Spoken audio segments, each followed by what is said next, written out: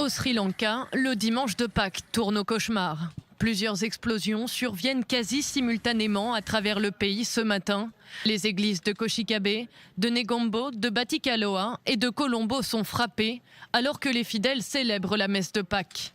Dans la capitale, des hôtels de luxe sont également touchés, le Cinnamon Grand, le Shangri-La et le Kingsbury Hotel. Plusieurs heures plus tard, une explosion cible un hôtel à Dehiwala. Puis à Orugodawata, la police annonce qu'une nouvelle déflagration aurait causé la mort de 3 policiers. Au total, 8 attaques, au moins 2 auraient été commises par des kamikazes. Le pays est sous le choc. J'ai entendu l'explosion et le toit s'est effondré sur nous. Nous avons pris les enfants et avons fui par la porte de derrière. Mais quand je suis venu à l'hôpital, j'ai vu mon beau-frère et son fils sur le sol. Le bilan des victimes s'est alourdi d'heure en heure. À la télévision, le Premier ministre sri-lankais présente ses condoléances à la population.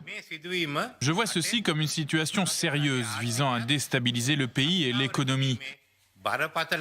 Je condamne fermement ces attaques ciblant des institutions religieuses et quelques hôtels de la capitale. L'archevêque de Colombo appelle les fidèles à ne pas se faire justice eux-mêmes et à donner leur sang pour aider les blessés.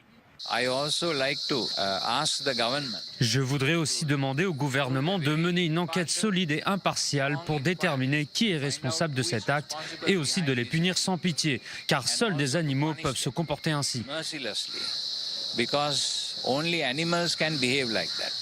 La police a mené un raid contre une maison de Colombo.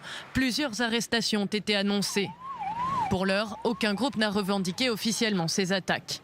Les chrétiens sri-lankais sont régulièrement la cible de violences religieuses, notamment menées par des bouddhistes extrémistes.